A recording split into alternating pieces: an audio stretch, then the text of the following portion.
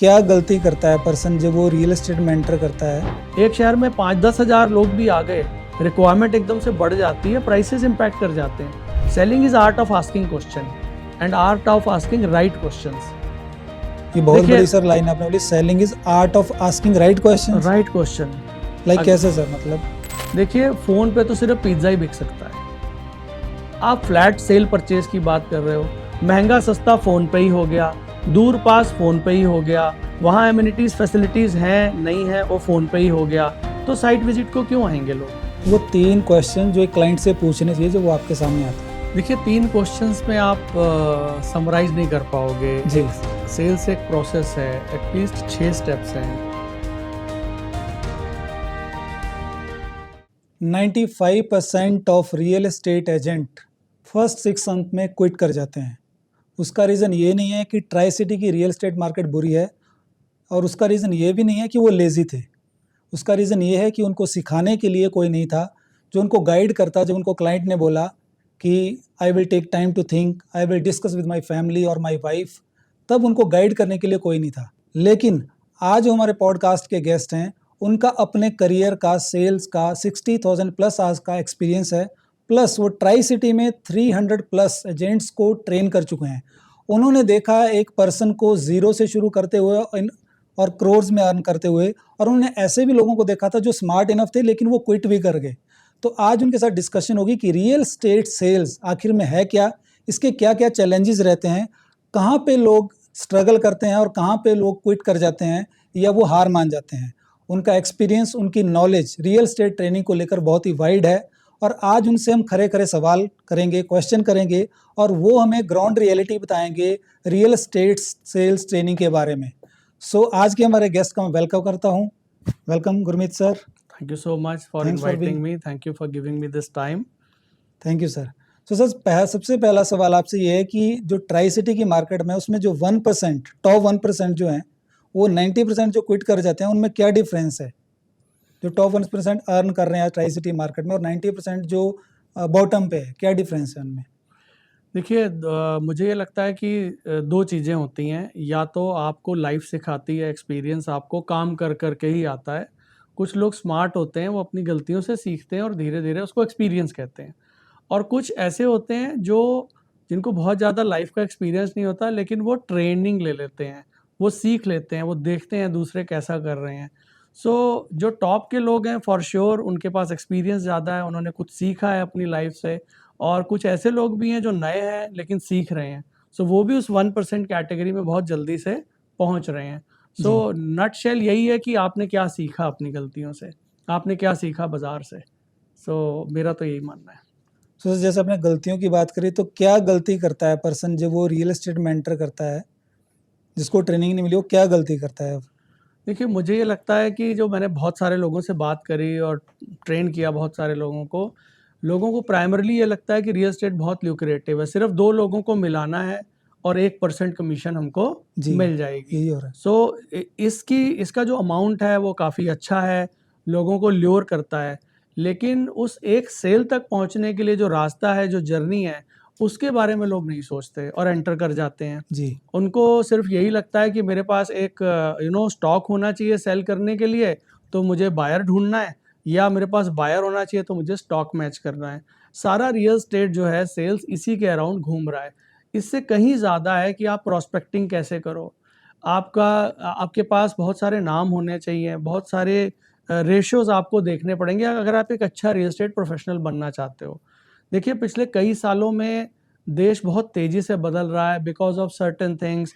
India financially GDP better हो रही है, जी सर। लोग 2-2 लोग अर्न करते हैं घर में, डिस्पोजेबल इनकम बढ़ गई है, रियल एस्टेट ग्रो कर रहा है, लेकिन उसके साथ साथ डिजिटल भी बहुत बड़ा है, हमारा प्रेजेंट करने का तरीका बड़ा है।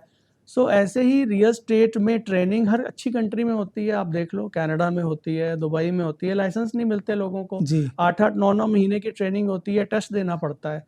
तो वो ज़रूरी है, इसलिए तब जाके कहीं कामयाबी आपको सोच वो लेके आनी पड़ेगी। सो अभी अगर हम बात करें तो लोग जल्दी एंटर कर जाते हैं सिर्फ ये सोच के कि बस इतना ही काम है, लेकिन अगर आप सीखोगे तो बहुत कुछ है करने को और आपको सक्सेस भी मिलेगी।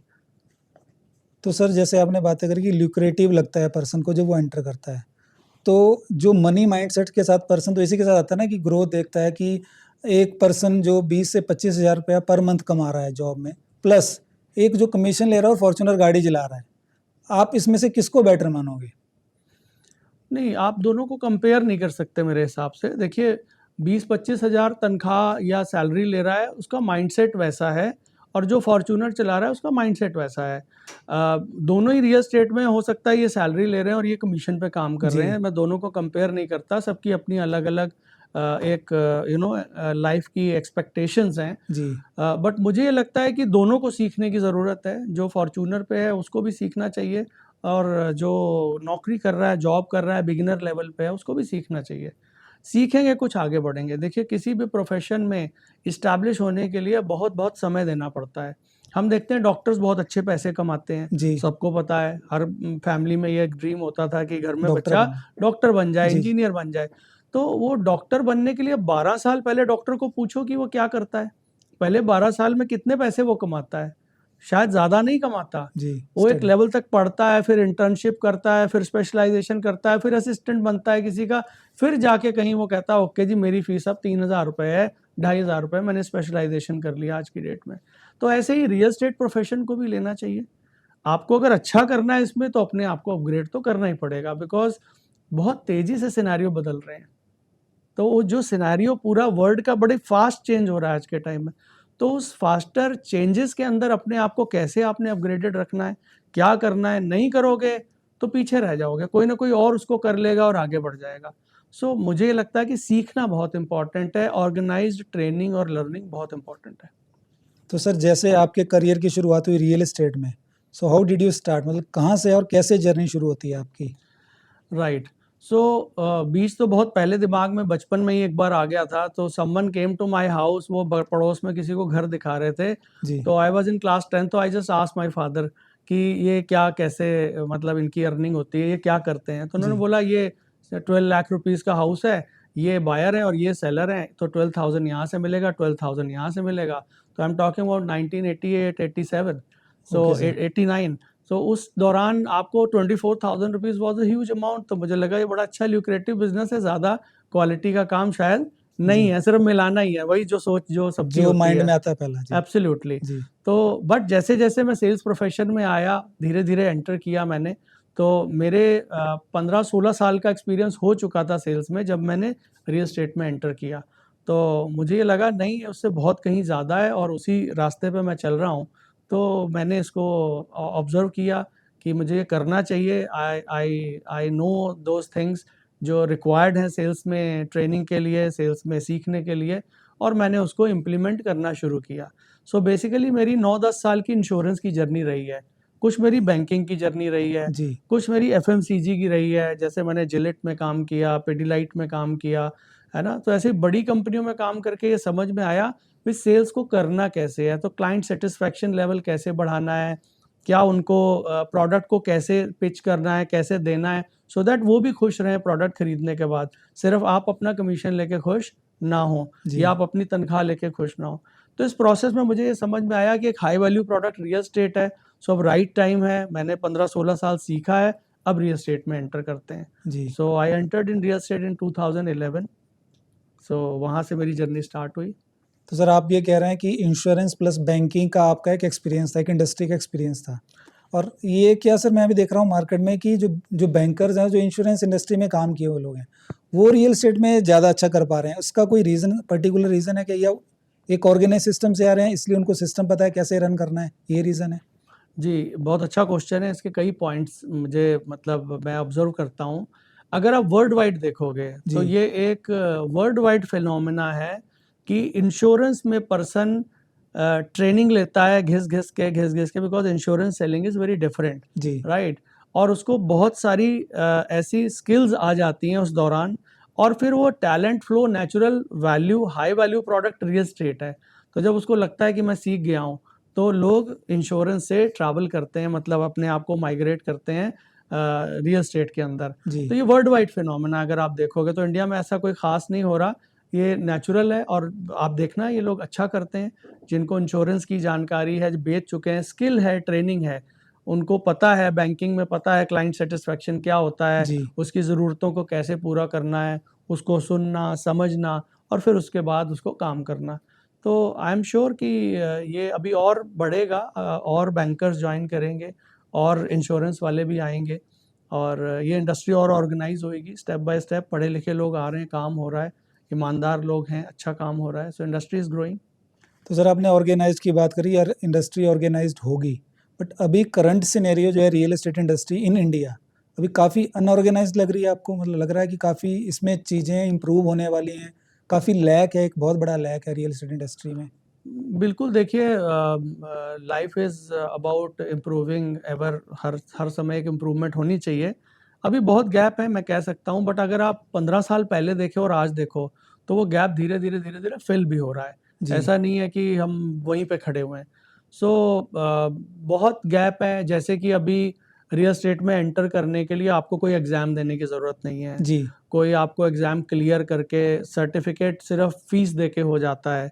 हालाँकि रेरा एस्टैब्लिश हो चुका है और इस समय महाराष्ट्र रेरा ने एक इनिशिएटिव लिया है कि अब वो एग्ज़ाम लेते हैं, एग्ज़ाम क्लियर होता है, उसके बाद ही आप रियल एस्टेट का आपको एक ऑथराइज़ेशन मिलेगा जी। सेल करने के लिए।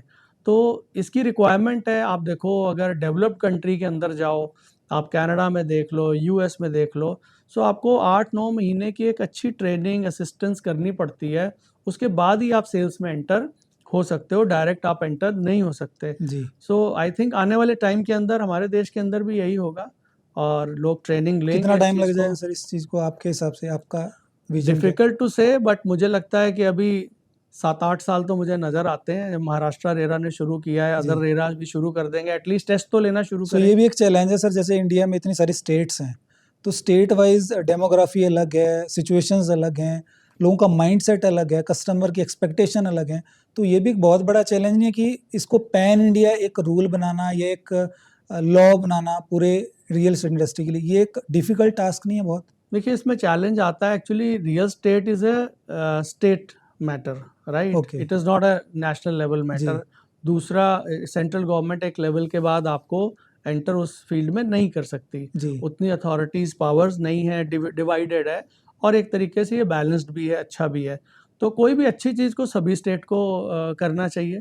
देखिए, एक स्टेट में अगर कुछ इम्प्लीमेंट हो रहा है अच्छा और उससे क्लाइंट की सेफ्टी बढ़ रही है, उससे डेवलपर की सेफ्टी बढ़ रही है, रॉन्ग सेलिंग नहीं हो रही है, ये सब चीज़ों पे बेनिफिट सबका ही है, all stakeholders will get the benefit.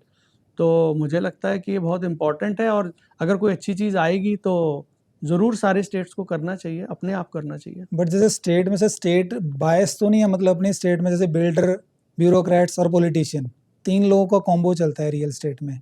तो वो मैनिपुलेट तो नहीं कर रहे इस इंडस्ट्री को कि ठीक है इसको थोड़ा और पुश करते हैं और पुश करते हैं, क्योंकि पैसा बहुत इन्वॉल्व है।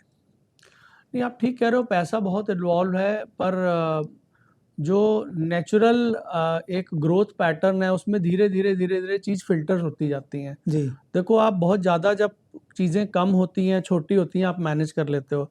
जब सिस्टम्स बड़े हो जाते हैं तो वो पब्लिक के पास में चले जाते हैं। तो मुझे नहीं लगता कि ऐसा कोई बहुत ज़्यादा स्टेट में आप नहीं करोगे। अगर आप नहीं करोगे तो वो नज़र भी आने लगेगा सबको कि नहीं कर रहा है ये स्टेट, वो स्टेट कर रहा है, वो आगे बढ़ रहा है। तो ये तो ट्रांसपेरेंसी है, सबको पता है। सो करना चाहिए, that's what I can say. पर हो नहीं रहा सर, है ना? नहीं, अभी तो देखो बहुत नेसेंट स्टेज है, रेरा आया, तो रेरा पहले नहीं था, तो एक सेंट्रल जी। सिस्टम बना, सारी स्टेट्स को मैंडेट किया गया कि आप करो, तो जो अच्छी चीज़ें हैं वो मैंडेट भी किया जा सकता है कि आपको करना ही है। They have but done it. रेर आने के बाद भी सर, एक लॉ आने के बाद भी फिर आए दिन एक ऐसी न्यूज़ आती है कि ये बिल्डर भी बैंकरप्ट हो गया, ये भी दिवालिया हो गया, जहाँ पे लोगों का इतना सारा पैसा लगा होता है और जो काम कर रहे हैं रियल एस्टेट इंडस्ट्री में एजेंट्स, तो एक इमेज वैसी ही जा रही है। तो जो रियल एस्टेट में एंटर कर रहा है सेल्स में, तो वो उस चीज़ को कैसे मतलब अंडरस्टैंड करे कि इतना बड़ा नाम जो इतने सालों से काम कर रहा है, सिर्फ हम किसी का नाम नहीं ले रहे हैं, बट ऐसा हो रहा है मार्केट में कि कोई ना कोई ऐसी न्यूज़ आ जाती है। क्योंकि क्या किसी हर किसी का ड्रीम है कि मुझे बड़ा बनना है। बिल्कुल ठीक है। देखिए, रेरा का होना प्रोजेक्ट के कंप्लीशन की गारंटी नहीं होता। रेरा एक देखिए बॉडी है, एक गाइडलाइन है ना? जैसे सड़क के किनारे हम जाते हैं तो हिली एरिया में आप देखोगे रेल होती है आस-पास जी। दोनों जी। साइड से। इसका ये मतलब नहीं है कि कोई एक्सीडेंट नहीं होगा। वो तो एक गाइडिंग पाथ है और आप उसको अगर जितना फॉलो करोगे उतना रिड्यूस हो जाएगा। तो बहुत सारी ऐसी चीज़ें हैं रेरा के पास जिसकी वजह से काम बेटर भी हुए हैं बेटर भी हुए हैं काम, लेकिन अगर आप देखोगे कि 100% उसमें रेरा का मतलब ठप्पा लग गया तो सेफ्टी सिक्योरिटी है। देखिए रेरा ने तो ये देखा कि आपके डॉक्यूमेंट ठीक है, सब कुछ बढ़िया है, आपके ऑडिट्स होंगे, फ्रीक्वेंट इस चीज़ का होगा, एस्क्रो अकाउंट खुलेगा, उन्होंने एक बेसिक गाइडलाइन कर दी है। लेकिन अगर सेल ही नहीं हो रही है तो वो प्रोजेक्ट कैसे कंप्लीट होगा, जी सर। राइट? तो बहुत सारे और पैरामीटर भी हैं किसी भी सर प्रोजेक्ट को बहुत सक्सेसफुल बहुत करने के बढ़िया लिए। पॉइंट पे हम पहुंच गए। सेल्स की जो आपने बात करी ना सर, रियल स्टेट सेल्स का क्या पोटेंशियल देख रहे हैं आप? हम ट्राई सिटी की पहले बात करते हैं क्योंकि हम यहाँ पे बैठे हुए हैं। क्या ओके, पोटेंशियल देख रहे हैं सर आप? देखिए रियल एस्टेट सेल्स का पोटेंशियल अगर हम बात करें, आप 2010, 12, 15 का जितना भी डाटा देख लो, उसमें प्रेडिक्शन रही 2020 टू 2030 रियल स्टेट एक नेक्स्ट लेवल पे पहुंचेगा। जी ये ऐसा नहीं कि अब पहुंच गया है तो हम बात कर रहे हैं, आप पुराना डेटा चेक करो, बहुत रिपोर्ट्स हैं। रीज़न क्या है कि आपकी पॉपुलेशन जब 70 की, 75 का बर्थ, 80 का बर्थ, वो सारे 20 में 40 ईयर्स, 35 ईयर्स, 45 ईयर्स तक जी पहुँचे। जी नंबर 2, हमारा जो अर्निंग है इंडिया के अंदर, तो वो अर्निंग जो ना एस कर्व में एक डिफाइन करी जाती है। एस कर्व में क्या है कि आप एक वो एस की तरीके से चलती है, तो एस का जो ये लेग है ना, ये सबसे बड़ा लेग है जी और ये बड़े कम समय के अंदर कवर होता है। सो इंडिया उस दौर में है जहाँ पे ये अर्निंग बढ़ रही है। सो इस with the increase of the earning of people, तो लोग गांव से गांव कस्बे बन रहे हैं, कनेक्टिविटी बढ़ रही है क्योंकि कस्बे छोटे शहर बन रहे हैं, कन्वर्ट हो रहे हैं, जी और छोटे शहर आज बड़े शहरों में कन्वर्ट हो रहे हैं। बड़े शहरों पे प्रेशर बहुत ज़्यादा है, पॉपुलेशन बहुत हो गई है, टीयर 2 सिटीज़ गोल्ड माइन है, सो अपॉर्चुनिटी तो बहुत तो बड़ी सर है। कोई आप एग्जांपल देंगे, एक्सप्लेन, जैसे एक नॉर्मल पर्सन जो सुन रहा है इस चीज़ को वो कैसे अंडरस्टैंड करे? देखिए मेरा ये कहना है कि अब जैसे एक एग्जांपल ले लेते हैं आप कि आज की डेट में आईटी जो है वो सबसे ज़्यादा ग्रोइंग बिजनेस जी है, मतलब हर चीज़ में उसकी रिक्वायरमेंट है, उसी में फिर लेवल बनते जा रहे हैं, आज जी एआई आ गया है। जी तो ऐसे हर चीज़ जो है वो ऑटोमेशन की तरफ, रोबोटिक्स की तरफ धीरे धीरे धीरे धीरे मूव कर रही है, जी तो इसकी रिक्वायरमेंट है ही है। ठीक है ना, जैसे कि रोबोटिक्स की मार्केट आपके ऑटोमोबाइल मार्केट से कहीं ज़्यादा बड़ी है। सो बहुत सारी कंपनियां इस पे काम कर रही हैं, राइट? सो ऑटोमोबाइल कारें बनाने वाली कंपनियां ऑटोमेशन की तरफ, रोबोटिक्स की तरफ, जी ऑटोमेशन की तरफ जाने की ड्राइवरलेस बात, कार्स की जो बात हो एब्सोल्युटली, रही है। बहुत मतलब इनॉर्मस पोटेंशियल है। कैसे लोग इसको करते हैं, कैसी इंडस्ट्री में लोग चाहिए, वो लोग आते हैं, शहरों में रिक्वायरमेंट है ही है तो खरीदेंगे ही। एक शहर में 5-10 हज़ार लोग भी आ गए, रिक्वायरमेंट एकदम से बढ़ जाती है, प्राइसेस इम्पैक्ट कर जाते हैं। 10,000 बायर्स अगर बढ़ जाएं मोहाली में, जी या 10,000 बायर्स बढ़ जाएं इंदौर में, भोपाल में, लखनऊ में, बी टीयर 2 सिटी में, जी सर। तो वहाँ पे तो बहुत ज़्यादा रिक्वायरमेंट आ जाती है, डिमांड बहुत बढ़ जाती है। रियल एस्टेट में असली आरओआई कौन बना रहा है? वही इन्वेस्टर जो किसी स्ट्रॉन्ग नेटवर्क या कम्युनिटी का पार्ट है, क्योंकि असली डील्स राइट इन्फॉर्मेशन और मार्केट इनसाइट कम्युनिटी के थ्रू मिलती हैं। अगर आप भी बनना चाहते हैं स्मार्ट इन्वेस्टर तो जुड़िए ट्रूली इन्वेस्टर कम्युनिटी के साथ, जहां पे आपको मिलेगा expert guidance, direct builder deals और मार्केट डील्स का अर्ली एक्सेस जो हर किसी को नहीं मिलता। तो join, click on below description link, truly investor community where smart investor grow together. तो जो सेल जो रहती है, जो सेलिंग स्किल, जैसे आपका रियल एस्टेट ट्रेनिंग का स्पेशलाइजेशन है, आप काफ़ी सालों से ये दे रहे हैं लोगों को, तो सेल्स ट्रेनिंग का पहला स्टेप क्या रहता है? मतलब हर किसी के लिए सेल्स है या कोई पैरामीटर है कि ये सेल कर सकता है, भाई तुम सेल नहीं कर सकते, ऐसा कोई है? मतलब बिल्कुल है जी। देखिए सेल्स करने के लिए कुछ बेसिक कैरेक्टरिस्टिक तो चाहिए आपको। अगर जैसे एग्जांपल है, आपको आपको फ़ोन करना अच्छा नहीं लगता जी तो सेल्स आपके लिए नहीं है, क्योंकि फर्स्ट कांटेक्ट आपका फ़ोन पे ही होना है। होते हैं कुछ लोगों का, इंट्रोवर्ट होते हैं, उनका कुछ ऐसा माइंडसेट होता है, this is not for me. जी तो ऐसे लोगों को या तो अपने व्यवहार को, बिहेवियर को बदलना पड़ेगा और उस पे प्रैक्टिस करनी पड़ेगी, तब उनको आना चाहिए सेल्स प्रोफेशन में। या कुछ लोगों को मिलने जुलने में बड़ी वो लगती है कि यार मैं लोगों से पब्लिक मिल नहीं डीलिंग, सकता, पब्लिक डीलिंग से। पब्लिक डीलिंग, मुलाकात, I am not comfortable, I am good when I am alone.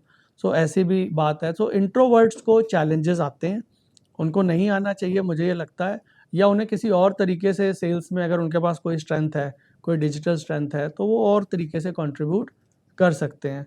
Sales profession में अच्छे वो लोग हैं जिनको जो एक्सट्रोवर्ट हैं, बात कर सकते हैं, कम्युनिकेट कर सकते हैं, समझ सकते हैं, तो उनको आसानी होती है। हावेवर मैंने ये देखा है कि कुछ इंट्रोवर्ट प्रैक्टिस करके थोड़ा सा बेटर हो गए, बट उन्होंने ठान लिया कि उन्होंने सेल्स करनी थी, तो वो बेटर हो गए। तो ये तो आपका डिसीजन होगा, बट लार्जली जो लोग अच्छा करते हैं नेचुरली, वो ये है कि वो ज़्यादा बात करते हैं, वो एक्सप्लेन कर पाते हैं, वो उनका पैशन होता है मिलने का, बात करने का, वो थकते नहीं इन चीज़ों जी। से। हावेवर जो कुछ लोग होते हैं वो कहते हैं ये मेरे लिए नहीं बना है। तो ये क्लियर डिमार्केशन है कि कैसे लोगों को करना चाहिए, कैसे लोगों को नहीं करना चाहिए। तो सेलिंग स्किल आप कह रहे हैं सर विद प्रैक्टिस एक्वायर की जा सकती है? एब्सोल्युटली 100%। ज़रूरी नहीं है कि जो एक्सट्रोवर्ट हो वो किस सेल्स में कामयाब होगा, ये भी मैं बात अच्छा, बोलना चाहता हूँ, ऐसा नहीं है। वो कैसे सर? वो तो बात कर रहा है तो घूम रहा है, उसको अच्छा लगता है बाहर घूमना, नहीं, बातें करना। देखिए ज़्यादातर लोगों को ये लगता है telling is selling. Okay sir. Telling is इसको नॉट सर सेलिंग। कैसे, क्या मतलब थोड़ा एक्सप्लेन देखिए कीजिए। मेरे को कुछ पता है जी। और मैं आपको वो बताना चाहता हूँ। वो सेलिंग नहीं है। एक्सप्लेन, वो सेलिंग नहीं है, वो that is not selling. Selling is art of asking question and art of asking right questions.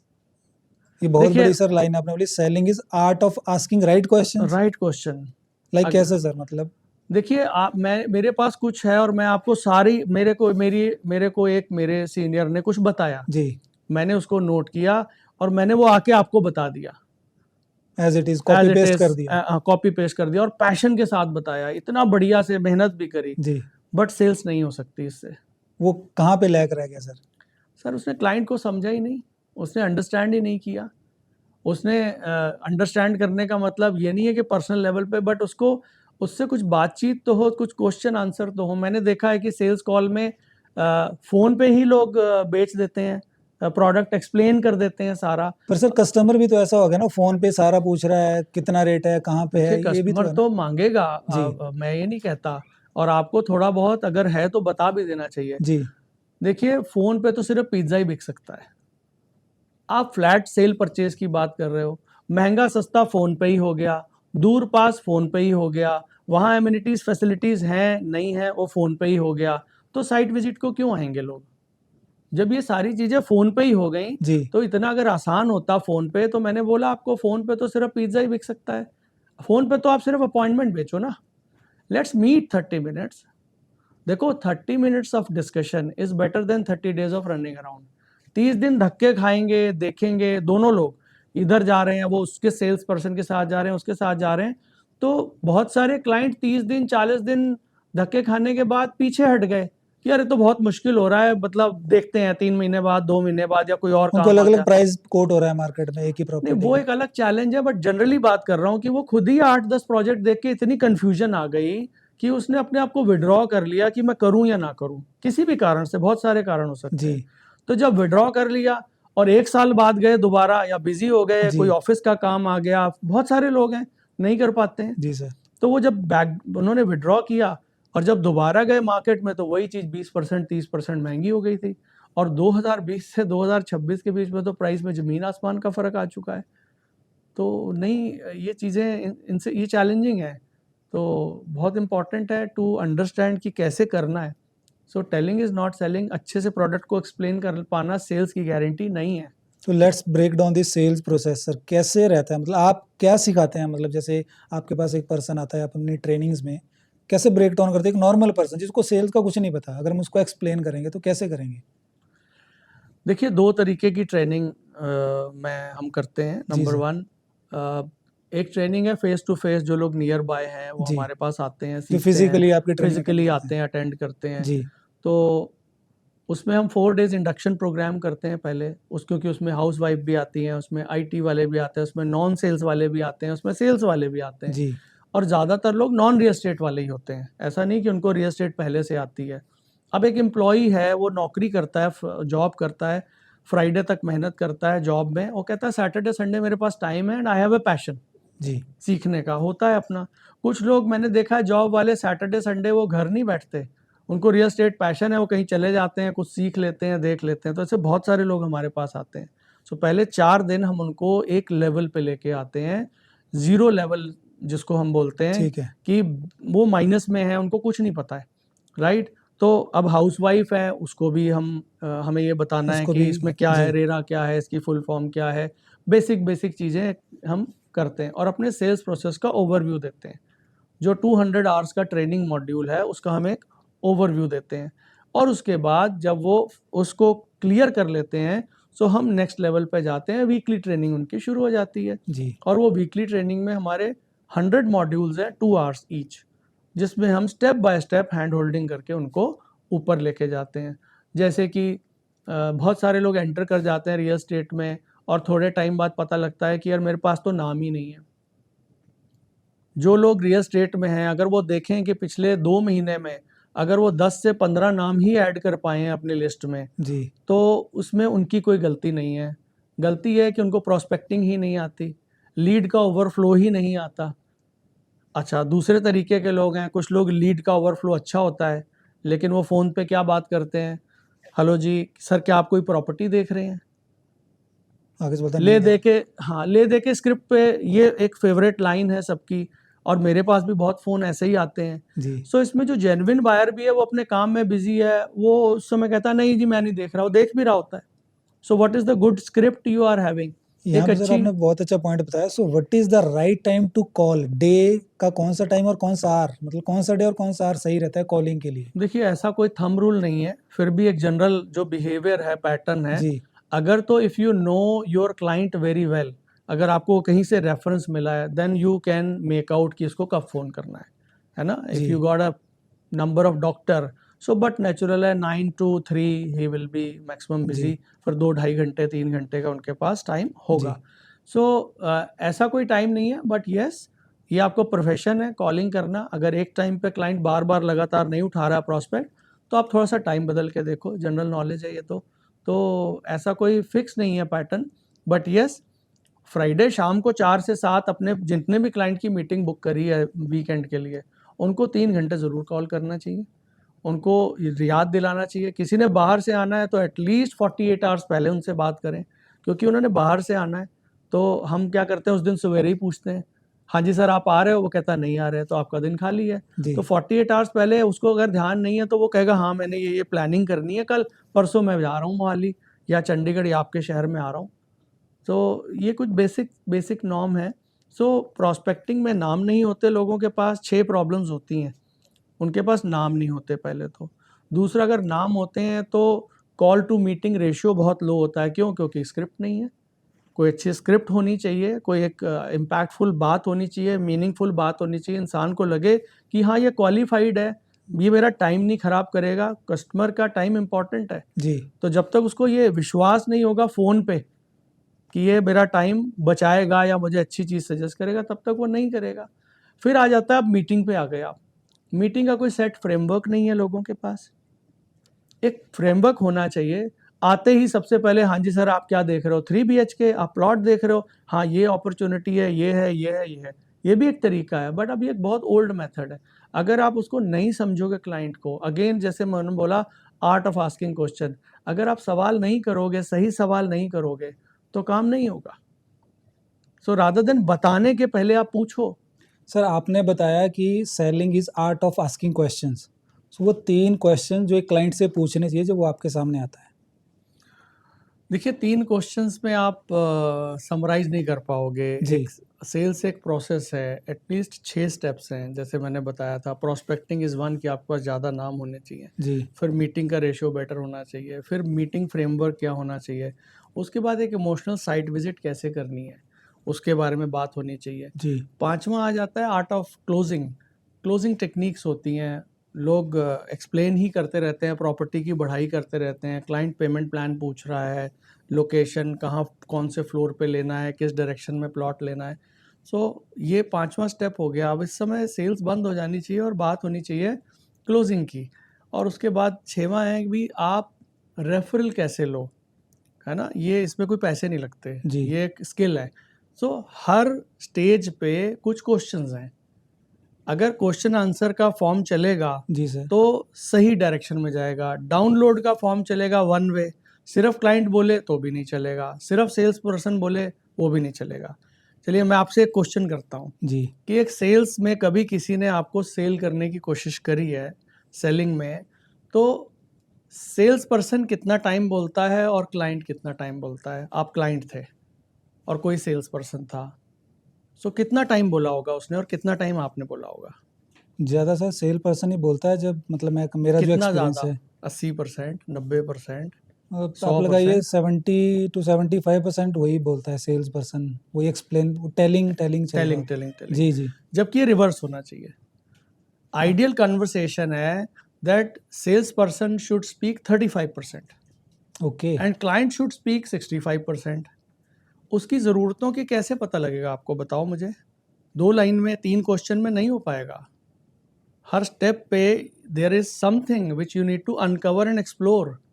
But sir client इसमें थोड़ा-सा वो नहीं हो जाएगा कि उसको लगेगा कि यार मेरा इंटरव्यू लिया जा रहा है? उसका फिर आर्ट है, मतलब पूरा एक स्क्रिप्ट है क्या, ये क्वेश्चन ये बात हाँ, करनी है? देखिए उसका तरीका होता है, it should not be a interrogation, it जी। Should be a mutual thing.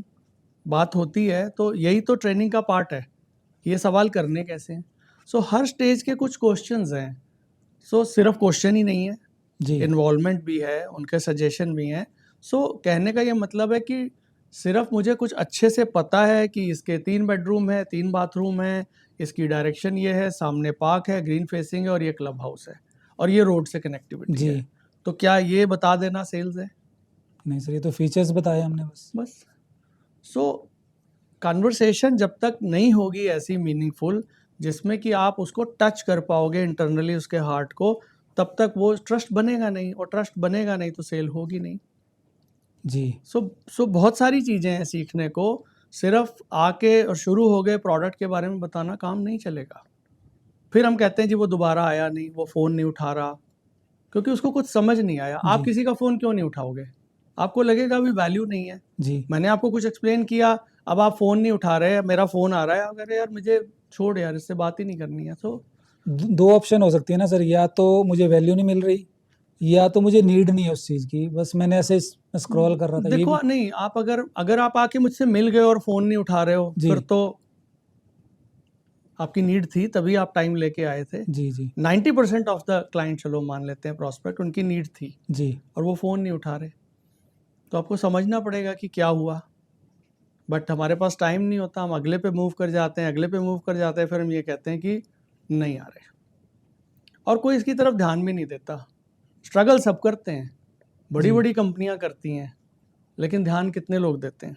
कंपनियों में भी सर, जैसे बिल्डर्स के पास कोई जॉब कर रहा है, सेल्स में जॉब कर रहा है, उनको भी एक टारगेट होता है, एक प्रेशर होता है सेल करने का। बट बिल्कुल स्किल ठीक। तो उसने कोर्स तो कहीं से नहीं किया, नॉलेज कहीं से नहीं ली, कोई इसको सिखाने वाला नहीं है। शायद कुछ बिल्डर सिखाते भी होंगे, पर वो अपना प्रोडक्ट ही सिखाएँगे। हाँ ठीक है, देखिए प्रोडक्ट ट्रेनिंग एक अलग बात होती है, जी। सारे ही सिखाते हैं, मेरा ये प्रोडक्ट है, वही सीखना पड़ेगा, जी। प्रोडक्ट के बारे में तो पता हो। But ultimately I don't know how many people, मैंने बहुत सारे डेवलपर्स को इंटरेस्टेड नहीं देखा है, पर कुछ लोग हैं इंटरेस्टेड, जो करना चाहते हैं, सिखाना चाहते हैं। कई बारी वो बिज़ी होते हैं, अपॉर्चुनिटी नहीं मिलती, जी। अलग-अलग रीज़न्स हैं सबके।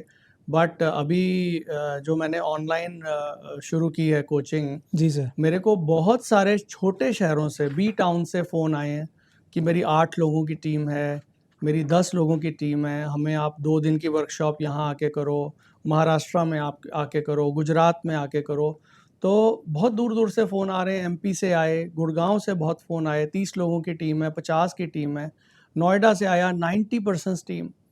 सो सीखना चाहते हैं।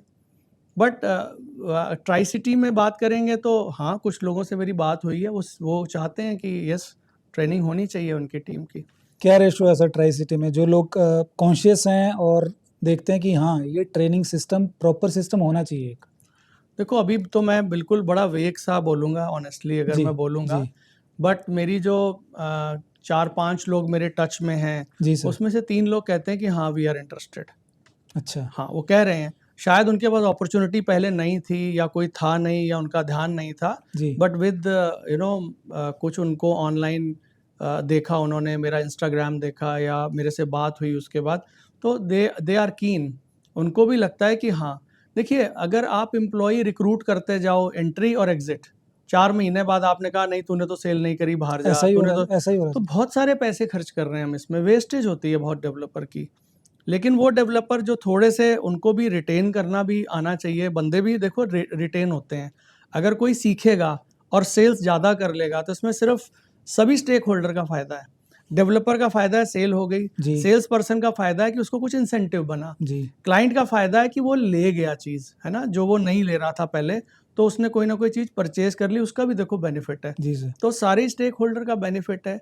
और I think need of the hour है कि डेवलपर्स अपनी टीम को टीम के लिए एक बजट रखें और ट्रेनिंग दें, किसी से भी दें, कोई भी क्वालिफाइड पर्सन, उसको एंगेज करें, देखें और उनको सिखाएं कि क्या होता है, रिटेंशन बढ़ेगी। अगर आपने मान लो कि 15 एम्प्लॉई रिक्रूट किए और उसमें से 10-11 चले गए तो बहुत लॉस है। 3 बिल्कुल, महीने बाद, 4 महीने बाद आप कैलकुलेट कर लो क्या सैलरीज आप देते हो। सो अगर इसमें से रिटेंशन आपकी 3-4 बंदे भी ज़्यादा रुक गए, जी, हाँ, पहले 4 रुक रहे थे अब 8 रुक गए, तो आप देखो कि आपकी प्रॉफिटेबिलिटी, आपकी सेल कहाँ जाती है, आपका कैश फ्लो कितना बढ़ जाएगा। सो कॉस्ट तो कुछ भी नहीं है उसके कंपैरिजन में ट्रेनिंग की। सो मैं तो इसके एक स्टेप आगे की बात करना चाहता हूँ कि एम्प्लॉई तो ठीक है, लेकिन आप देखो कि कितने पर्क्स होते हैं चैनल पार्टनर्स को कि ये ट्रिप जी है सर। ना, फॉरेन दुबई ट्रिप, का है, बाली का है, बाकू का है, यूरोप का है, ऑस्ट्रेलिया का है, वेरी गुड, आई थिंक होना चाहिए। बट क्या क्या क्या डेवलपर को ये भी सोच है कि मैं अपने सिलेक्टेड 10 चैनल पार्टनर से बात करूं कि okay we are organising a paid course for you, rather than giving this 75,000 for Dubai, जी, you learn in this workshop which can be online। 3 महीने की वर्कशॉप है, आपके 12 क्लासेस होंगी और उस 12 क्लासेस का हम ये पैकेज आपको लेके दे रहे हैं। वो कोई बल्क पैकेज करे, कहीं से बात करे, कोई ट्रेनर को बुलाए, 1 महीना 2 workshop, I don't know what the builder can do. तो डेवलपर अगर उस लेवल पे आ जाए, वो डेवलपर विनर ही विनर है। ये बहुत अच्छा पॉइंट बताया सर आपने। होना चाहिए डिमांड तो मतलब और सर जहाँ तक आपने टूर की बात की, तो वैसे भी मोदी जी ने मना किया 1 साल के लिए कहीं बाहर ना जाए। तो वो मना कर रहे हैं, बट यहाँ पे हमें टूर मिल रहे हैं। हाँ, एनीवे नहीं सर, कोई बात नहीं, ये तो टॉपिक देखो। की बात है सर, ट्रेनिंग की जो आपने बात करी, जैसे ट्रेनिंग की आप बात कर रहे हैं, हाउ टू आइडेंटिफाई कि ये जेन्युइन ट्रेनिंग है, क्योंकि आज की डेट में सोशल मीडिया पे बहुत सारे रील चल रहे हैं, हम आपको रियल एस्टेट सिखाते हैं, हम बताते हैं कैसे सेल होती है, हम बताते हैं कैसे लीड जनरेट होती है, ऐसे बहुत सारी चीज़ें चल रही हैं। तो कैसे आइडेंटिफाई करें कि ये ट्रेनिंग जेन्युइन है, उससे मेरी स्किल में या मेरी नॉलेज में वैल्यू ऐड होगी? तो मैं आपसे क्वेश्चन पूछूंगा या सभी से कि एक डॉक्टर को आप कैसे आइडेंटिफाई करते हैं कि ये अच्छा डॉक्टर है? क्योंकि सर उसने एग्ज़ाम दिया होता है, पहला पॉइंट। दूसरा, उसके बाद उसने कोर्स किया होता है 4 इयर्स, फिर एग्ज़ाम देता है वो, फिर वो इंटर्नशिप करता है, उसके बाद उसको एक सरकार मतलब उसको डिग्री देती है ठीक है जहाँ जी, से भी। डिग्री एक पार्ट हो गया कि इसके पास प्रूवन सर्टिफिकेशन है कि इसको जी, ट्रेनिंग जी, मिली है, ही जी। Is been he is qualified. वो देश का सिस्टम है। उसके अलावा क्या होता है? फिर भी बहुत डॉक्टर आप नहीं जाते, एक सिलेक्टेड के पास जाते हो, क्या करते हो आप देखते हो कि वो उसका इलाज कैसा है, उसकी रिकमेंडेशन उसका कैसी है, बिहेवियर उसने कैसा है, क्या कैसे किया डील कर रहा है है ना, आपको। कैसे कर रहा है, आपको जी, क्या कम्युनिकेशन। क्या आपको आपको उस डॉक्टर ने ठीक कर दिया एंड रिजल्ट, है ना, क्या आप ठीक हो गए हो। जी, बहुत सारे डॉक्टर्स की रिकमेंडेशन आती है, उनके पास जाओ, वो बहुत अच्छे हैं। बिल्कुल सर। सो सिंपल है स्टोरी। अगर आप कोई भी ट्रेनिंग को जज करना चाहते हो तो आप सबसे पहले देखो कि जो पुराने मरीज वहाँ पे गए थे उनका इलाज कैसे हुआ है। मतलब पुराने लोगों को चेक करें। बिल्कुल चेक करना चाहिए सर। देखो फ्यूचर का कोई मीटर नहीं बना, ठीक है सर। सिर्फ पास्ट को देख के ही फ्यूचर को प्रेडिक्ट किया जा सकता है। जी, ठीक है ना, 2 परिवार शादी करने का फैसला करते हैं तो फ्यूचर का तो कोई मीटर बना नहीं है, नहीं सर। पास्ट ही चेक करते हैं ना, जी, उससे ही हम फ्यूचर प्रेडिक्ट कर सकते हैं, दैट्स द बिल्कुल। Only way. जी, तो आप पास्ट चेक करो ना। जैसे कि हमने जिन लोगों को ट्रेन किया है जी, उसमें हाउसवाइफ भी हैं, उसमें आईटी पर्सन्स भी हैं, उसमें बिजनेस पर्सन भी हैं, उसमें यंग भी हैं, उसमें मैच्योर भी हैं, उसमें मेल भी हैं, फीमेल भी हैं। जी, अब एक रिटायर्ड पर्सन साल में 12 से 15 लाख रुपए अगर कमाता है, जी, राइट, उसके लिए बहुत बढ़िया है। इतनी उसकी रेगुलर एक सैलरी थी जब वो रिटायर हुआ था, या मे बी इससे कम थी या थोड़ी ज़्यादा थी, वो इंगेज्ड भी है। एक हाउसवाइफ जिसकी रिस्पॉन्सिबिलिटीज़ बहुत ज़्यादा है और फ्लेक्सिबल टाइमिंग चाहिए, अगर वो रियल एस्टेट करती है सीख के ट्रेनिंग लेके हमसे और साल का 15 लाख रुपए कमा लेती है, that's a very good income. ये पॉसिबल है सर? Why not? मतलब मेहनत ऐसा करने टेस्टिंग? वालों के लिए क्या नहीं पॉसिबल है, क्या नहीं पॉसिबल है। जो लोग अच्छा जानते हैं रियल एस्टेट को, एक्टिव हैं, थोड़ा सा डिजिटल साइड भी हैं, थोड़े यंग हैं, 30-35 एज के जी। आसपास हैं, बहुत अच्छा कर रहे हैं, बहुत अच्छा कर रहे हैं। आप गुड़गांव में जाके देखो, लोग 2-3 करोड़ रुपए साल में बड़े आराम से कमा रहे हैं, बहुत सारे लोग कमा रहे हैं। वो ट्रेनिंग करने के बाद कमा रहे हैं सर, या? जरूरी नहीं है, जरूरी नहीं है। देखो, कुछ तो आपने कहीं सीखा होगा, जी। उस पे फर्क पड़ता है। कहीं ना कहीं से लर्निंग। कहीं ना कहीं से कुछ ना कुछ तो होगी लर्निंग आपकी, जी। तो वो आपको कहीं आगे ले जाती है। बाकी आपकी मेहनत है, आप कितना अपने बिहेवियर से, कितना क्या आपकी थिंकिंग है। कुछ ऐसी कैटेगरी भी है जो सीख के कर रही है। तो मतलब या आपको अपनी जैसे मैंने बताया था, अपनी लाइफ से सीखना पड़ेगा, अपने जी। आप से लर्निंग बढ़ानी पड़ेगी, या आपको कोई सोर्स लेना पड़ेगा, वहां पे आपको लर्निंग करनी पड़ेगी। सो मुझे आइडेंटिफाई हो गया कि this is right course workshop for me, या ऑप्शन है। हाँ, तो उसमें तो पास्ट देखें पहले, तो उसका पास। कंटेंट देखें कि ठीक क्या है। वो कवर कर रहे हैं, क्या वो जी। सेल्स कवर कर रहे हैं, या वो डिजिटल मार्केटिंग कर रहे हैं। अच्छा। देखो, मतलब डिजिटल, कंटेंट हाँ, भी। कि लीड कैसे आए, ये एक डिजिटल मार्केटिंग का कोर्स है, ये कोई सेल्स नहीं है, ये मैं आउटसोर्स भी कर सकता हूँ। If I am earning 3 lakh rupees a month, I जी। Can engage a person 20,000 rupees, 30,000 rupees a month. वो मुझे लीड ला के दे देगा, मैंने जी। उसको बताना है। एक एजेंसी नहीं देगी, दूसरे से करूंगा, दूसरे से नहीं। सो फिल्टर करते करते सेट हो जाएगा कोई ना कोई। ठीक है सर। ठीक है ना? तो कंटेंट क्या है उनके पास, किस चीज़ों के बारे में बताने वाले हैं, पास चेक करें, ये कंटेंट चेक करें। फिर उसके बाद ये चेक करें कि मतलब किस तरीके की सपोर्ट सिस्टम है, क्या क्वेश्चंस क्या होते हैं, कैसे होते हैं, थोड़ा सा डीप डाइव करें कोर्स के बारे में। जी। तो मुझे लगता है कि ये 2-3 चीज़ें देखने से पता लग जाएगा कितना समय लगा रहा है, कोच का एक्सपीरियंस क्या है, कितना एक्सपीरियंस है उसका, उसने ग्राउंड के ऊपर क्या काम किया है, कितने हज़ार घंटे की ट्रेनिंग वो कर चुका है, या कितने 100 घंटे की ट्रेनिंग कर चुका है, कितने लोगों को ट्रेन कर चुका है, और उसके ट्रेन किए हुए लोग क्या कर रहे हैं, क्या उनको वो ट्रांसफॉर्म कर पाया है। It is not about telling ना, फिर अगेन वही बात आ जाती है, जी। मैंने आपको बहुत अच्छी अच्छी बातें बता दी, पर आपका चेंज नहीं हो रहा है, आप उसको या तो यूज़ नहीं कर पा रहे, या मैं करवा नहीं पा रहा। सो कोई ऐसा कोर्स जिसमें कोच आपको लग के साथ में करवा भी दे, learning by doing. Learning by doing, उसका वर्कशॉप काइंड ऑफ मॉडल हो। जी। सिर्फ ये नहीं कि मैंने बोर्ड पे आपको बता दिया, मेरी क्लास खत्म हो गई, आपने ट्यूशन फीस दी, आप अपने घर चले गए, फिर आपके नंबर हैं, आप देखो ना। क्या कोई कोच ऐसा है जो आपको कितना एंगेज इन्वॉल्व हो रहा है, क्या आपकी वो इम्प्रूवमेंट के बारे में बात करता है, आपके डेटा को ट्रैक करता है, आपका कोई वर्कशॉप मॉडल में आपको ट्रेनिंग देता है। अब हमारा जो मॉडल है जूम का, जिसमें हम ऑनलाइन कर रहे हैं, जी सर। तो वो model is a workshop model, it is not a teaching model, right. उसके फॉलोअप्स रहते हैं, उसका और रहता है। अब जो बिल्कुल ही इंटरेस्टेड नहीं है, वो ठीक है, नहीं करेगा, बट ऐसा करने से बहुत सारे लोग जो मिडल सेक्शन में होते हैं वो ऊपर आने लगते हैं। सो ये भी एक पॉइंट है कि वो कैसे करें। तो कुछ मिला के ये देखना चाहिए लोगों को कि कैसे क्या हो रहा है। So according to you sir, कितनी ड्यूरेशंस की ट्रेनिंग या वर्कशॉप पर्सन को लेनी पड़ेगी ताकि वो रियल एस्टेट में प्रोडक्टिव हो जाए? देखो, आई डोंट नो, अलग अलग non real option. Estate background की बात कर रहे हैं हम। एक बंदा देखो, आईटी में है, अभी आईटी था, मैं उसने आईटी में 10 साल जॉब करी है, now you want to enter into real estates, तो उसको। मेरा एक्सपीरियंस है कि पहले 6 महीने में ये समझ में आ जाता है कि आपको कुछ इनकम आनी शुरू हो गई है, फर्स्ट जी। 6 मंथ्स। जी। और फर्स्ट 6 मंथ में अगर आप बात करो तो कम से कम 100 आवर्स की ट्रेनिंग तो होनी चाहिए फर्स्ट मिनिमम 6 मंथ में। Yes, right. 180 days. Weekly 4 hours, जी। Weekly 4 hours. So approximate 100 hours आप लगाओ डिफरेंट मॉड्यूल्स में, और उससे आपको, और उसको प्रैक्टिस करो। देखो, जी। आप कुछ सीख के आए और आपने इम्प्लीमेंट नहीं किया, काम नहीं प्रैक्टिस होगा, जरूरी है। रिटेन नहीं होगा। जी। सिर्फ आपने सुन लिया, आपको याद है, किसी दिन आप कहते हो हाँ मुझे ये पता है, बट क्या उससे पैसे बढ़े? वो तभी बढ़ेंगे जब आप करोगे। सो एक चीज़ सीखो रियल एस्टेट में, जैसे कि एक एग्जांपल है, एक दिन में 100 रेफरेंस कैसे लें, रेफरल डे। मैं अच्छा। सिखाता हूँ अपनी वर्कशॉप में, in 1 day how to take 100 reference, right. अब वो आपने सीख तो लिया, जी। पर आपने किया नहीं, तो क्या होगा, कभी बताया जाएगा आपको कि हाँ सुना था, होता है, देखा नहीं, किया नहीं।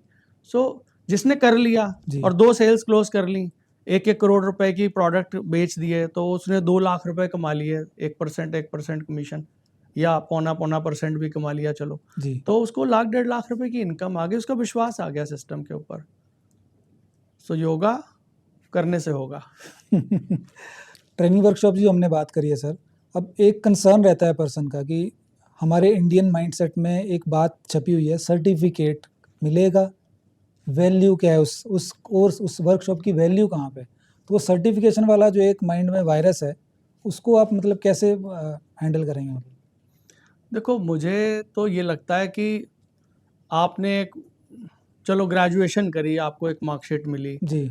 उसकी एक मैट्रिमोनियल वैल्यू है, भाई ये लड़का या लड़की ग्रेजुएट है या पोस्ट ग्रेजुएट पोस्ट है। है जी। आप सच्ची बताओ, उस पोस्ट ग्रेजुएशन से आपने क्या सीखा? मतलब आपकी लाइफ में प्रैक्टिकल अप्रोच कहाँ आई? मेरा ये मानना है कि थ्योरेटिकल एक नॉलेज है सर वो तो। थ्योरेटिकल नॉलेज है, जी। एमबीए कर लो, ठीक है, मैट्रिमोनियल वैल्यू है, पढ़ा लिखा है, जी। लेकिन अगर आप बोलो कि अ, उसको उसको बिजनेस में कैसे कन्वर्ट किया या उससे क्या आया, जिसके लिए, क्योंकि हमारे देश में हम पढ़ाई या जो कल्चर है जी। वो सिर्फ प्रोफेशन तक पहुंचने के लिए करते हैं कि भाई कमाएगा कितना, बिल्कुल। कौन सी लाइन यही चुने, चल तो यही बेसिक चल तो देखो यही यही है, चल रहा हार्ड है। फैक्ट तो यही है। तो मुझे ये लगता है कि कोई ऐसा अच्छा कोर्स जिसमें आपकी प्रैक्टिकल एप्लीकेबिलिटी है और आप कुछ सीख जाते हो, रियल एस्टेट नहीं, कुछ और भी, जी। किसी भी, मैं हमेशा ये प्रेफर करता हूँ कि ये होना चाहिए। अब आप देखो, जोमेटो के हेड ने ये बोला, ऐड करी कि मैं हायर करूंगा जिसको, वो मुझे इतने पैसे देगा, कितने लाख रुपए वो मुझे पे करेगा, उसको पे करने पड़ेंगे। तो मुझे लगता है बहुत बढ़िया ऑप्शन है ये। मतलब वो ट्रेनिंग देंगे रादर मतलब। देन एक एमबीए करो आप एक अच्छे कॉलेज से और 35 40 50 लाख दो, वो 50 लाख उसको दो हेड बन के, वो आपको हेड भी ले रहा है, सिखा भी रहा है, और 50 लाख रुपए आप दे भी रहे हो, अगले साल आपकी वैल्यू 2 करोड़ है। जी। तो सर्टिफिकेट ठीक है, एक कागज है, कुछ लोगों को एक्साइट करता है, उनको दे भी देना चाहिए, क्या फर्क पड़ता है, लेकिन उसकी क्या वैल्यू है आपकी लाइफ में, कितना आप सीख गए, वो ज़्यादा इंपॉर्टेंट है। और एग्ज़ाम सर, आपको लगता है एग्ज़ाम होना चाहिए रियल एस्टेट में अगर पर्सन कोई करियर होना ऑप्ट करना चाहिए, चाहता है? बिल्कुल होना चाहिए। आपको एक डॉक्टर बनने के लिए एग्ज़ाम देना पड़ता है, आप जी। किसी को मार ना दो, तो आप फाइनेंशियली किसी को मार ना दो, तो उसके लिए आपको एक एग्ज़ाम होना चाहिए। कोई 6 महीने का कोर्स, लीगैलिटी, कोई सर्टिफिकेशन, ये ज़रूरी है, जल्दी आना चाहिए, जी सर। ताकि सीरियस लोग ही आएँ, जो लॉन्ग टर्म करना चाहते हैं वही आएँ। जी सर। शॉर्ट टर्म वाले लोग क्या है, मैंने आपको कुछ दिलवा दिया, 1 साल बाद मैं 2 ही सेल कर पाया, मैं छोड़ के चला गया। अब आपकी चीज़ 4 साल में डिलीवर होनी है, आपको सर्विस कौन देगा? बिल्कुल सही फिर है। आप दौड़ोगे, डायरेक्ट बात करोगे, अब जिसका इंटरेस्ट था वो इंसेंटिव ले गया, वो कमीशन ले गया, दोनों बाहर हो गए। तो आपकी टेक केयर कौन कर रहा है? तो ऐसे बहुत ऑप्शन क्लाइंट होते हैं बेचारे जो परेशान हो जाते हैं। तो सर एक पॉइंट और यहाँ से निकल के आ रहा है कि वेल्थ क्रिएशन, जैसे आपने बात करी थी पैशन फॉर अर्निंग, अब पैशन फॉर अर्निंग ज़्यादा इम्पोर्टेंट है या पैशन फॉर लर्निंग ज़्यादा इम्पोर्टेंट है रियल एस्टेट में एंटर करने के लिए? देखिए जी, लर्निंग में ही अर्निंग छुपी है। अगर आप देखो लर्निंग और अर्निंग की जी। स्पेलिंग में भी, जी। तो आप लर्न करोगे तो अर्न करोगे। देखो, कोई कहीं से तो कुछ सीखोगे, बिल्कुल। राइट? सो लर्निंग में ही अर्निंग है, और वो मॉडल्स बढ़िया हैं जिसमें अर्निंग वाइल लर्निंग है, नथिंग लाइक इट। सीखते जाओ, करते जाओ, इम्प्लीमेंट करते जाओ, सीखते जाओ, बढ़ेगा काम आपका। सर रियल एस्टेट इंडस्ट्री में जो सेल्स कर रहे हैं उन पे एक बहुत प्रेशर है, तो उनके लिए आपका क्या मैसेज है? देखो जी, मुझे ये लगता है कि चाहे वो चैनल पार्टनर हों, चाहे वो एम्प्लॉयज़ हों, अगर आप प्रॉस्पेक्टिंग रेगुलरली करते रहोगे, नंबर 1, जी। तो आपका काम अच्छा चलता रहेगा। अगर आपके पास नाम ही 5, 10, 15 हैं तो नहीं चलेगा। सो वो कैसे करने हैं वो आपने देखना है एक बार, उसके कई मेथड्स हैं और लोगों को पता भी हैं। और उसके बाद एक इम्पॉर्टेंट स्टेप है कि जहाँ पे उनके पास कोई अच्छी स्क्रिप्ट है, कॉल टू मीटिंग रेशियो अगर वो बढ़ा सकते हैं, जी। तो उनको थोड़ी-सी मेहनत करनी पड़ेगी। जब मार्केट देखो लो होती है, तो सिंपल बात है कि आपको मेहनत ज़्यादा लगती है। जब मार्केट अप होती है तो आपको उतनी ही मेहनत में ज़्यादा काम मिल जाता है। बिल्कुल सही। तो अगर आपको लगेगा कि ऐसी सिचुएशन आ रही है, तो एटलीस्ट ये 2 चीज़ों को तो सबसे पहले बढ़ाना आपको सीख लेना चाहिए। एक अच्छी स्क्रिप्ट, आप देखो कि आपके पास 100 नाम आ रहे हैं, तो कितने लोगों से आपकी टीम मीटिंग कर रही है या आप मीटिंग कर रहे हो? अगर कम है वो रेशियो तो आप बढ़ाओ, बहुत सारे टूल्स अवेलेबल हैं, ज़रूरी नहीं है पेड ट्रेनिंग करो, ऑनलाइन देखो। बट वही होता ये है कि जो फ्री की चीज़ होती है उसमें डिसिप्लिन नहीं बनता, उसमें स्ट्रक्चर नहीं बनता बिल्कुल, और इसी चीज़ के जो है वो नुकसान हो जाता है, वैल्यू नहीं रहती उसकी। वैल्यू नहीं रहती। सो वो उनकी चॉइस है कैसे करना चाहते हैं, बट अगर ये 2 चीज़ों पे वो काम करेंगे, तो मुझे लगता है कि एटलीस्ट मीटिंग तक लाते-लाते कुछ तो फ़र्क आना शुरू हो जाएगा, 2 रेशियोज़ भी छोटे-छोटे चेंज हो गए, तो उनकी अर्निंग में इंक्रीज़ हो जाएगा या एटलीस्ट स्टेबल हो जाएगी उस लेवल पे अगर आज टफ हो रही है सेलिंग तो। जी। और सर जो न्यू एंट्री कर रहा है रियल एस्टेट में, उसके लिए आप क्या मैसेज देना चाहेंगे? देखिए अगर न्यू एंट्री कर रहे हैं तो सबसे पहले एक लॉन्ग टर्म विज़न लेके आइए। चाहे आप हाउसवाइफ हों, चाहे आप टीचर हों, आप चाहे प्रोफ़ेशनल हों, बिज़नेसमैन हों, जॉब वाले हों, कोई भी हो आप रियल एस्टेट कर सकते हो। आपको लॉन्ग टर्म विज़न लेके आना चाहिए नंबर 1। नंबर 2 आपको सीखने पे ध्यान देना चाहिए और आपको रेगुलर काम करना चाहिए। अगर आप काम कभी-कभी करोगे, वो दुकानें बहुत जल्दी बंद हो जाती हैं जो कभी-कभी खुलती हैं। जी, राइट? सो रेगुलर इनपुट हो, इनपुट को ट्रैक करना, गोल बनाना, बहुत सारी चीज़ें हैं जिसके बारे में आप सीख सकते हो, आपकी अवेयरनेस है। अगर कोई ऐसे लोग हैं जिनको बहुत ज़्यादा जानकारी नहीं है, वो हमारे तक आ सकते हैं, बात कर सकते हैं और उनको एक डायरेक्शन दे दी जाएगी। जी सर। जी, गुरमीत सर, ये डिस्कशन बहुत इंटरेस्टिंग हो रही है, लेकिन आज ये इनफ नहीं है। हम आपके साथ एक और एपिसोड करना चाहेंगे ताकि इस तरह की नॉलेज और इस तरह की इनसाइट्स हमारी ऑडियंस तक पहुँचे और रियल एस्टेट सेल जो है उनके लिए एक केक वॉक लगे। सो आपकी बातों से ऐसा ही लगा। So thanks for giving your time on our podcast. Thank you so much जी, मुझे भी बहुत अच्छा लगा आके, दिल खोल के बातें करी and I would love to come again if required whenever. Thank you you sir. So much. Thank you जी। सो फ्रेंड्स, ये रहा आज का बहुत ही interesting podcast coach Gurmeet sir के साथ, जिन्होंने रियल एस्टेट ट्रेनिंग पे बहुत एक्सटेंसिवली बात करी और इसी तरह की नॉलेज आपको मिलती रहेगी। बहुत अच्छे से उन्होंने हमें बताया कि किस तरह से एक न्यू एंट्री, एक पर्सन जो नॉन रियल एस्टेट बैकग्राउंड से है, वो भी ट्रेनिंग लेके राइट सिस्टम के साथ, राइट गाइडेंस के साथ अपना करियर बिल्ड कर सकता है और एक अच्छी अर्निंग क्रिएट कर सकता है अपने लिए। सो इसी तरह की पॉडकास्ट, इसी तरह की नॉलेज आपके लिए लाते रहेंगे। मिलते हैं एक नए एपिसोड में एक नए गेस्ट के साथ। तब तक आप इस नॉलेज को शेयर कीजिए और सब्सक्राइब कीजिए let's talk reality powered by property pockets channel को, ताकि ये नॉलेज रियल एस्टेट इंडस्ट्री में काम करने वाले लोगों तक पहुंचे और वो भी अपनी लाइफ को अच्छे लेवल तक लेके जाएं। Thank you.